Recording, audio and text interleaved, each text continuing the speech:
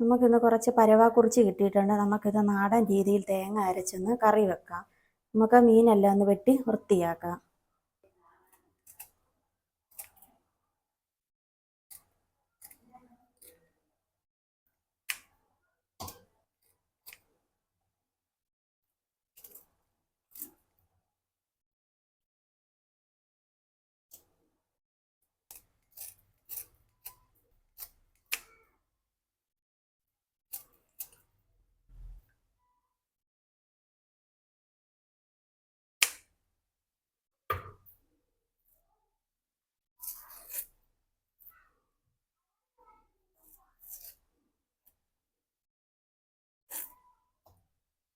അങ്ങനെ നമ്മുടെ മീനെല്ലാം വെട്ടി വൃത്തിയാക്കി എടുത്തിട്ടുണ്ട്. നമുക്കിനി ഇതിന് വേണ്ടുന്ന ചേരുവകൾ എന്തൊക്കെയാണെന്ന് നോക്കാം.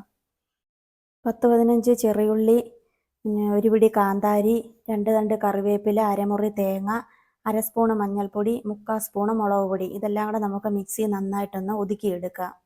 ആദ്യമേ നമുക്ക് ചെറിയുള്ളിയും കാന്താരിയുടെ നന്നായിട്ടൊന്ന് ചതച്ചെടുക്കാം. അതിന് ശേഷം തേങ്ങ ഇട്ട് കൊടുക്കുക. നമുക്കത് നന്നായിട്ടൊന്ന് ചതച്ചെടുത്തിട്ട് വരാം. നമ്മുടെ മുളകും ഉള്ളിയും ചതച്ചെടുത്തിട്ടുണ്ട്. ഇനി നമുക്ക് തേങ്ങയും മുളക് പൊടിയും മഞ്ഞൾപ്പൊടിയും ഇട്ട് ഒന്ന് ചതച്ചെടുക്കുക.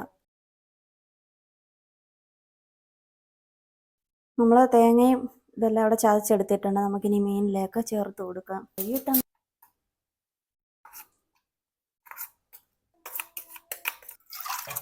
നമുക്കിനി ഇതിലേക്ക് ശകലം വെള്ളം ചേർത്ത് കൊടുക്കാം.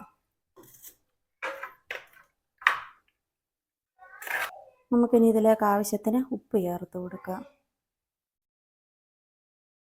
നമുക്കിനി നന്നായിട്ട് ഇളക്കി യോജിപ്പിക്കുക.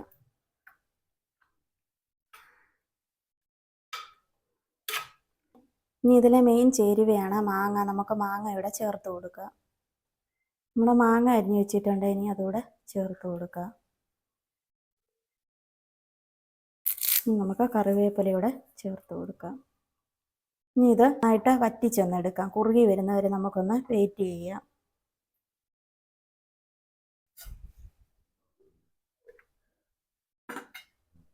അങ്ങനെ നമ്മുടെ കുറിച്ചി നന്നായിട്ട് വറ്റി വന്നിട്ടുണ്ട്. നമുക്കിനി ഇതിലേക്ക് വെളിച്ചെണ്ണ ഒഴിച്ചു കൊടുക്കാം. അങ്ങനെ നമ്മുടെ രുചികരമായ ആവോലി കുറിച്ചി വറ്റിച്ചത് റെഡി ആയിട്ടുണ്ട്. വളരെ എളുപ്പമാണ്. എല്ലാവരും ഒന്ന് ട്രൈ ചെയ്ത് നോക്കണം. നമ്മുടെ ചാനൽ കാണാത്തവർ കാണണം, ലൈക്ക് ചെയ്യണം, ഷെയർ ചെയ്യണം, സബ്സ്ക്രൈബ് ചെയ്യണം. അപ്പോൾ അടുത്തൊരു വീഡിയോയിൽ കാണാം. അതുവരെ ബൈ ബൈ.